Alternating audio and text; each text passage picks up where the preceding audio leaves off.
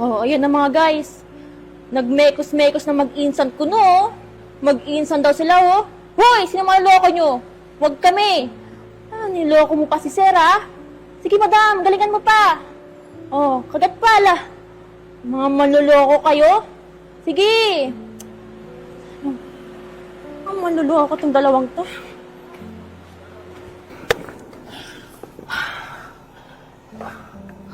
Ano na? Ano bang plano mo? Kailan mo ba kasi iwan yung asawa mo? Tara na kaya, magsama na tayo at magpakalayo-layo. Di na kasi ako makapaghintay eh. Pwede bang onting tiis lang? Ayoko din namang lumayo. Ayoko rin magtago. Teka, may plano ako. Pagmumukahin natin siyang mali. At sisiguraduhin ko mabubulok siya sa kulungan para tayong dalawa ay malayan. Aba, mukhang ayos yung plano mo ah. I love it. Tara na, ito-tornado ko na yan uli. Oh, 500,000 pesos. Cash yan ha. Siguro naman, sapat na yan sa pagpapagamot ng lola mo sa hospital. Madam, napakalaking halaga naman po niyan. Siyempre, hindi mo ito makukuha ng walang kapalit. Madam, ano po bang kailangan kong gawin? Simple lang naman.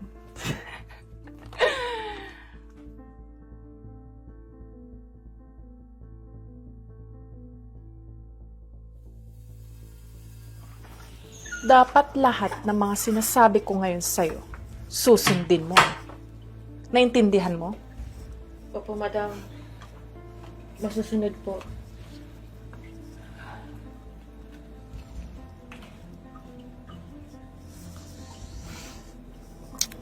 Ano, kamusta? Planchado na ba yung lahat? Oo naman. Ako pa ba? Oh, tapos na yung parte ko ha.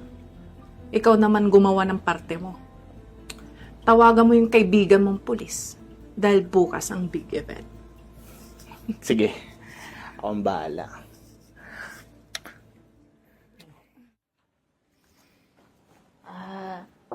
Sir, Oh, Rachel. pwede po ba pumasok, sir? Maglilinis po sana ako ng CR niyo eh.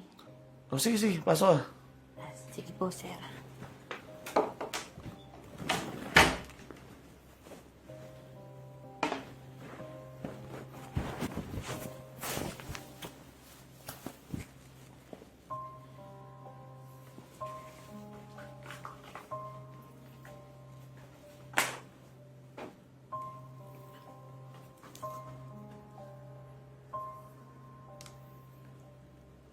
Sir?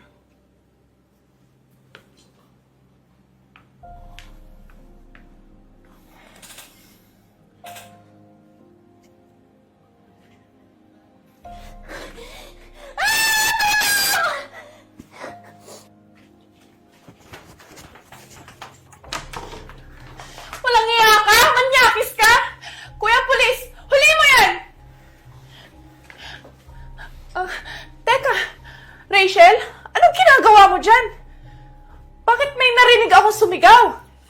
Madam, may ipis po kasi yung CR niyo eh. Kaya po ako napasigaw. Bah, ayos ah. Bakit parang alam na alam mo yung mga mangyayari dito? Tsaka teka, may kasama ka pang pulis. Sige, magpaliwanag ka. Mahal, ano kasi yung... Chip, bakit nandito po kayo? Ito kasing asawa mo eh. Pinapunta ako dito. Di bale, Chip, huwag kang mag-alala. At huwag ka na rin magpaliwanag. Hindi rin masasayang yung punta mo dito. Kasi simula ngayon, bibit-bitin mo na yan papunta sa presinto. Sir, may sasabihin po ako sa'yo. Inutusan lang po ako ni madam para gawin po to. Ito po yung suhol niya sa akin. Tsaka sir, ito po yung video na ebidensya na may relasyon po sila ni Manong driver.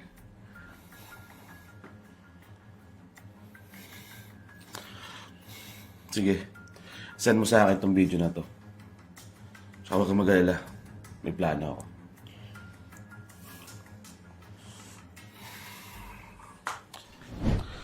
Chief, ito nga palang ebidensyang pera at ang video na to na may relasyon sila ng driver niya.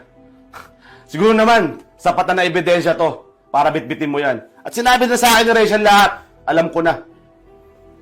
Mahal, please, magpapaliwanag ako. Nagkakamali ka sa iniisip mo. Magpapaliwanag? Nagkakamali? Pagkatapos kayo magmekos-mekos ng driver mo? Hindi mo na ako mauuto, Marge. Sige na, sir. Dali mo na yan. Sir. Mahal!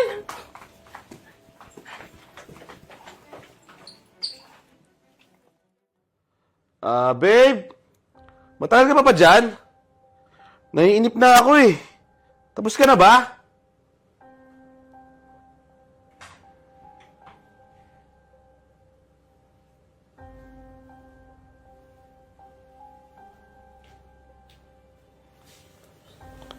Ito naman saglit lang akong nawala eh. Naligo lang ako eh. Alam mo, mabuti na lang at umayon sa atin lahat ng plano. Siya ang nagmukhang masama at hindi natin kailangan magtago pa. Tagumpay tayo. Siyempre.